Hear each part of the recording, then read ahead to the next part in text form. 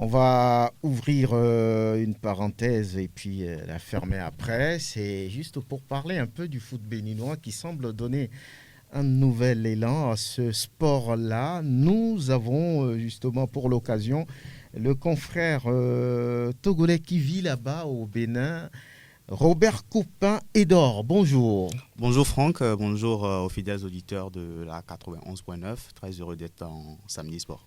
Heureux également de vous avoir à côté de nous. Alors, on vit ces derniers temps, on peut le dire, une métamorphose dans le foot béninois avec des décisions prises par le gouvernement et le président de la fédération, Mathurin, le ministre Omeki, le président Talon. Il semble que tout ce monde décide finalement de donner un nouveau souffle à ce football. C'est vrai ?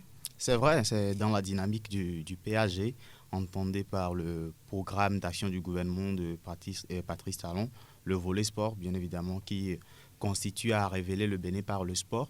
Donc, le gouvernement de Patrice Talon veut booster le sport béninois. Donc, c'est pour cela qu'il met un accent particulier sur ça, à travers la formation des formateurs et l'homme qu'il faut à la place qu'il faut. Vous parlez du ministre Osvaldo Meki en temps. Donc, c'est un sportif. Il a su constituer toute une chaîne pour pouvoir mettre le sport béninois sur le toit du monde. En tout cas, aujourd'hui, on le constate, et un projet gigantesque, on peut le dire, avec la construction de stades dans 22 communes. C'est ça 22 stades. Oui. Donc, à savoir, dans les 77 communes, chaque stade dans les 77 communes. Oui. Donc, ce qui fait 22 stades dans les communes. Donc, le programme a démarré. Normalement, il devrait livrer des stades à date, au 1er août récemment, parce que le 1er août, c'est la fête de l'indépendance du pays. Du Bénin. Voilà, la Covid a pris par là. Mais le chantier se poursuit. Et donc, ils veulent construire des stades dans les différentes communes du Bénin pour essayer de propager, de faire la promotion du football dans toutes les communes. Donc, c'est ça la construction de ces stades. C'est une étape très primordiale dans le programme d'action du gouvernement de Patrice Talon. Donc, ce n'est pas un rêve, c'est une réalité sur le terrain. C'est vous une allez réalité. constater... On fait le constat chaque jour et chaque fois que les chantiers évoluent, il y a le ministre des Sports, Osvaldo Meki, qui intervient pour voir qu'est-ce qui marche, qu'est-ce qui ne marche pas, pour essayer de suivre à la limite l'évolution des chantiers. La prestation des écureuils la dernière fois à la CAN a été pour beaucoup dans ces prises de décision drastiques dans le bon sens, vraiment. Drastique dans le bon sens, je dirais oui, parce que j'étais au Bénin en mars 2019 pour suivre cette rencontre. Donc je disais, bon, est-ce que c'est vrai que le Bénin pourrait éliminer le Togo comme ça? On était au stade. Et voilà, moi je vais dire, c'est une continuité parce qu'aujourd'hui, ils ont un Michel Dussuet qui a su constituer une équipe. Michael Poté le disait tantôt. Donc, ils ont une équipe maintenant. Ce n'est pas uniquement des stars, mais chacun doit être capable de venir dépanner à n'importe quel poste. Donc, Michel Dussuet a su constituer une équipe qui a permis véritablement au Bénin de titiller les grands, de titiller les cadors, de titiller les favoris. On a vu la prestation des écureuils à la CAN. Donc, ce n'est pas pour rien. C'est une effectivité.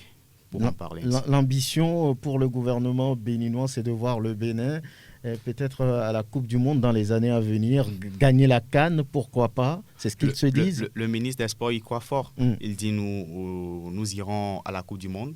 Idem pour le président de la Fédération béninoise de football, Mathurin de Chacus. Donc, ils font tout pour essayer d'atteindre cet objectif-là. Ils sont quart de finalistes maintenant. Donc, la Coupe du Monde, c'est le rêve maintenant des Béninois.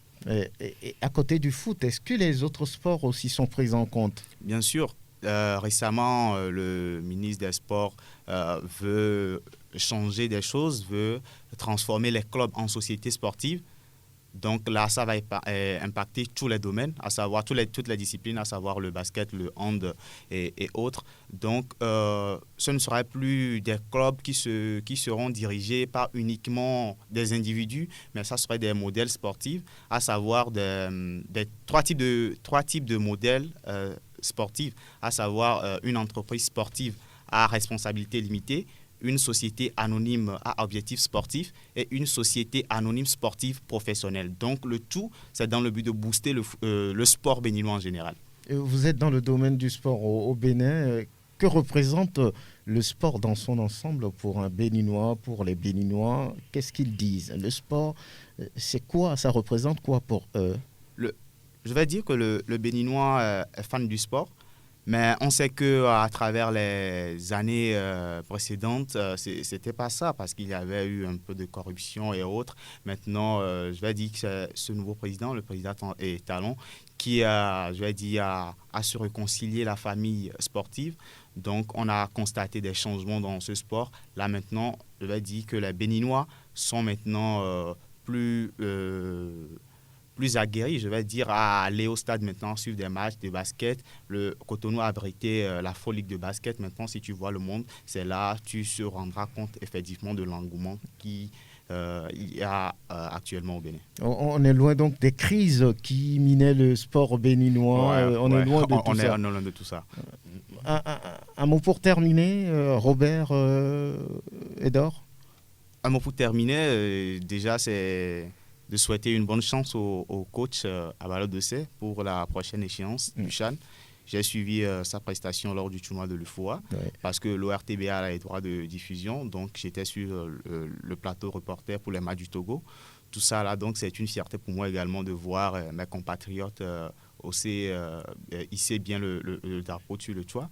Je vis actuellement au Bénin, je n'oublie pas mon pays d'origine qui est le Togo. Alors, on me taquine toujours là-bas, le plus togolais des Béninois. Donc, je vais souhaiter bonne chance au coach pour que les éperviers après puissent faire une belle prestation lors du CHAN prochain. Et bon courage aussi Robert Copin-Edor qui vit du côté du Bénin, qui est dans le journalisme sportif. Merci d'être venu et on reste en contact, on est ensemble. C'est un plaisir pour moi.